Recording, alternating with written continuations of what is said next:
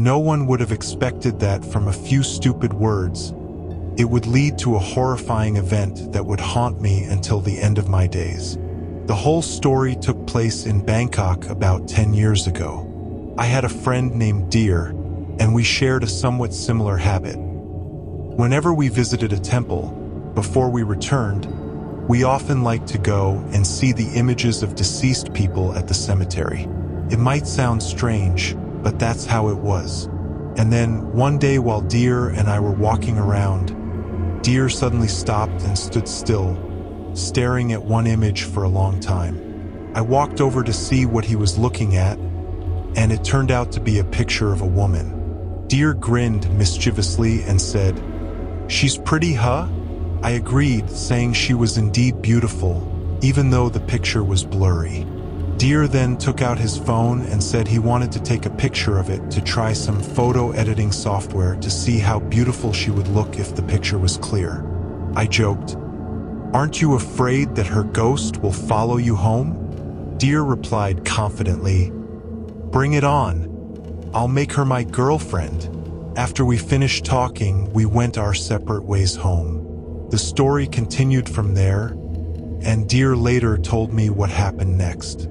That day, when Deer returned to his room, he hurriedly transferred the picture of the woman he had taken onto his computer. He worked on the picture for a while and then printed by his printer. At that time, he remembered leaving the door open because it was hot, but he closed it with a light tap, which would allow him to see the outside. Deer, exhausted from the heat all day, he accidentally fell asleep at some point. In his dream, he heard the sound of a ringing phone. He answered and heard the voice of a woman saying, "Hello? Do you remember me?" He replied that he did. He told me at that moment he realized he was dreaming. Despite feeling incredibly real, he knew it was just a dream. Nevertheless, dreams are still good. The woman then asked if she could come up. Deer enthusiastically replied, "Sure, come up."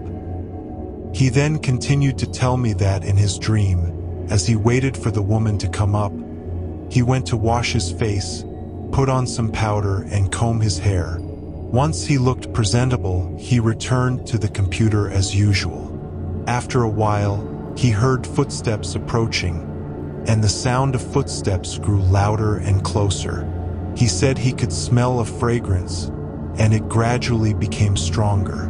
While he was sitting at the computer, he saw what looked like a woman's face peering through the door crack from the corner of his eye. He then said, "Come in, come in. The door is open for you." The woman asked if she could come in, and Deer replied, "Of course, come in." The woman entered the room and sat on the sofa, and Deer followed suit.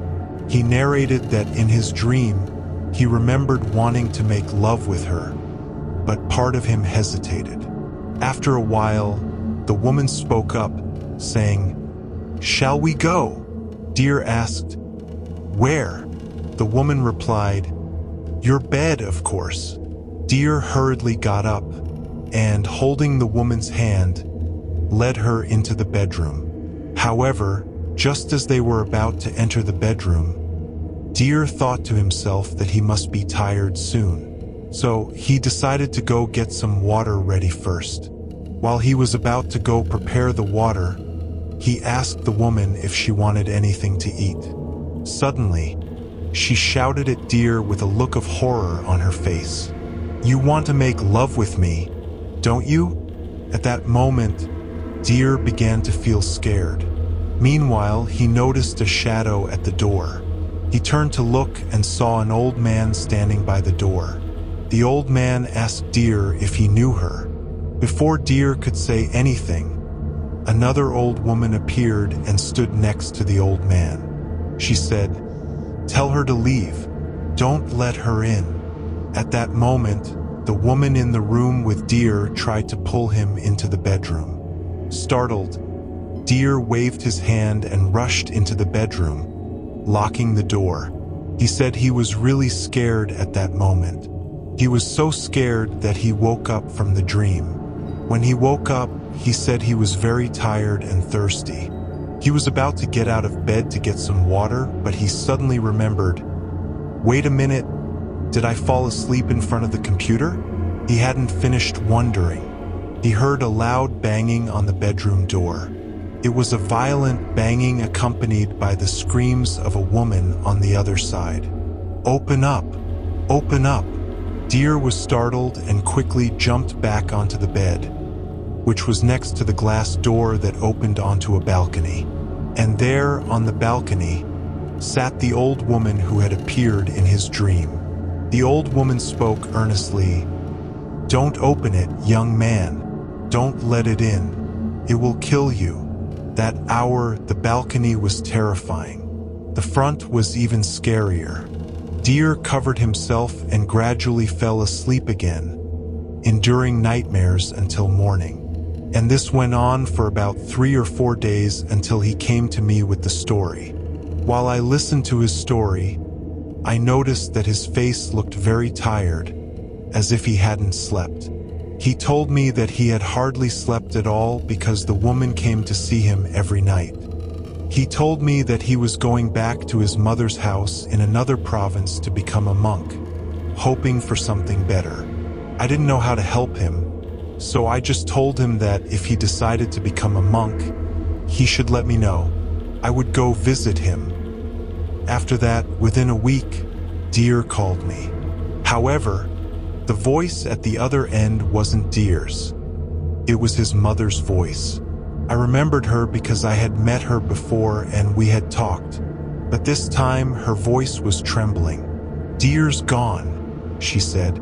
I was stunned, but I quickly regained my composure and told her that I would come right away. I went to Deer's house in the province during the funeral.